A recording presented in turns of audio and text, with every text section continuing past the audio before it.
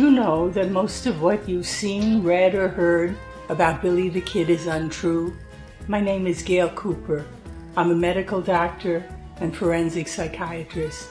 My specialty is murder case consultation for the defense. For 20 years, I've used my expertise to uncover the real Billy the Kid. Researching over 40,000 pages of archival documents and books, I've written the revisionist history. It's shocking, it's liberating, and I've written books demolishing the hoaxes, hijacking the history. My talks will share with you what I've found. Cover-ups, misinformation, and fakery, to use Old West lingo, will bite the dust.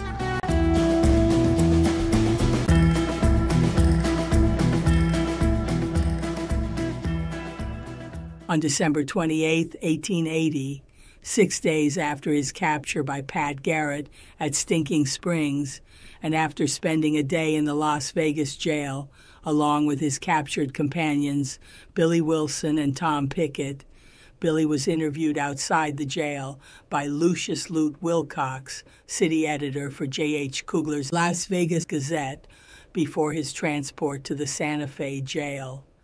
Wilcox titled his article, "The Kid, Interview with Billy Bonney, the Best-Known Man in New Mexico."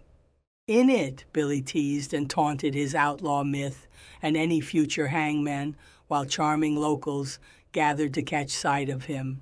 The reporter told me that I appear to take it easy about my capture.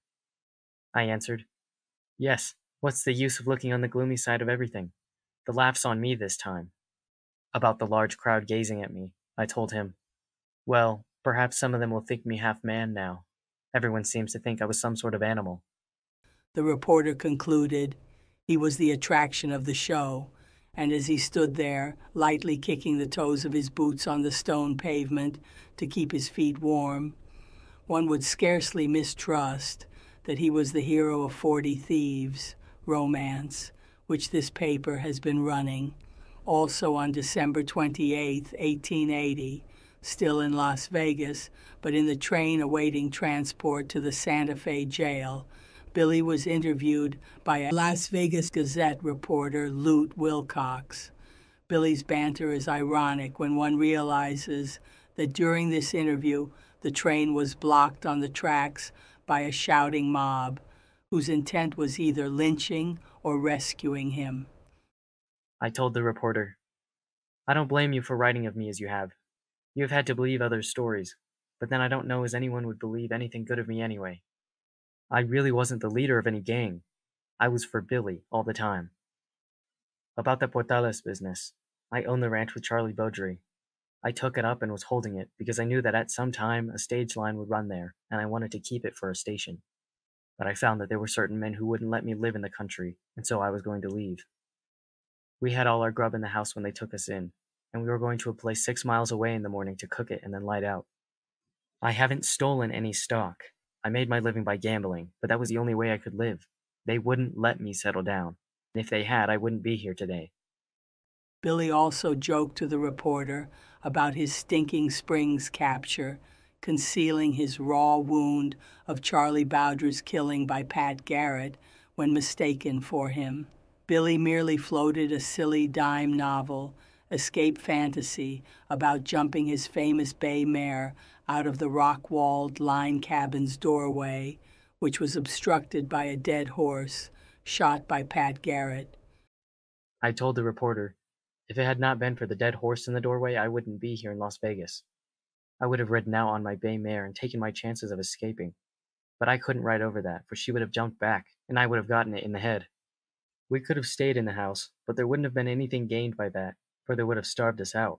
I thought it was better to come out and get a square meal. Don't you? When the train finally pulled away to his certain hanging trial, Billy avoided morbidity by joking. He invited the reporter to visit him in Santa Fe. I tipped my hat and said, "Adios." On March 29, 1881, Billy was interviewed at Las Cruces stage stop on the way to his Doña Ana County hanging trials in Mesilla.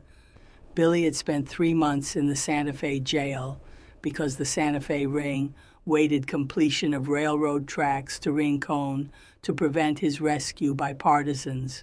But the last leg of his journey was by coach. At Las Cruces, a crowd of the curious awaited.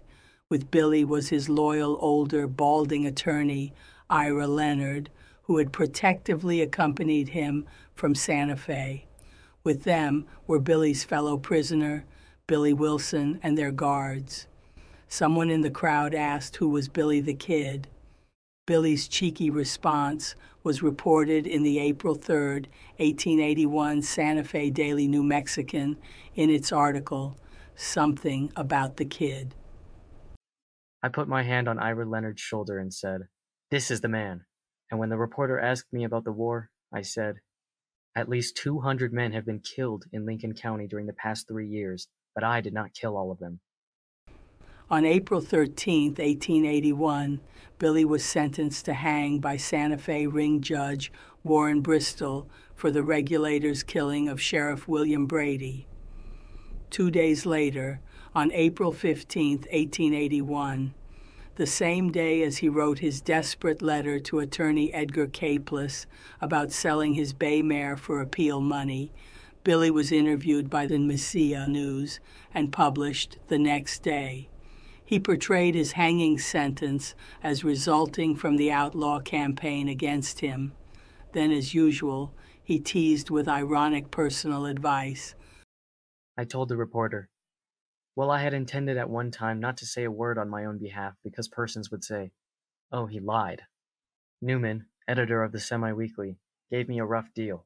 He created prejudice against me and is trying to incite a mob to lynch me. He sent me a paper which showed it. I think it a dirty, mean advantage to take of me, considering my situation, and knowing that I could not defend myself by word or act. But I suppose he thought he would give me a kick downhill. I added, if mob law is going to rule, better dismiss judge and sheriff and let all take chances alike. Advise persons never to engage in killing. But Billy was dead serious about his pardon bargain betrayal by Governor Lew Wallace after he had done his part by testifying against the Santa Fe Ring murderers of attorney Houston Chapman. He also described his sham arrest in Lincoln, awaiting that testifying in which he kept his weapons, and simply left town on June 17, 1879, when no pardon was given. Considering the active part Governor Wallace took on our side, and the friendly relations that existed between him and me, and the promise he made me, I think he ought to pardon me. Don't know that he will do it. When I was arrested for that murder, he let me out and gave me freedom of the town and let me go about with my arms. When I got ready to leave Lincoln, I left. I think it hard that I should be the only one to suffer the extreme penalty of the law. If Billy Bonney ever achieves justice, it will be in part because his unbroken spirit lives on in his words and wit.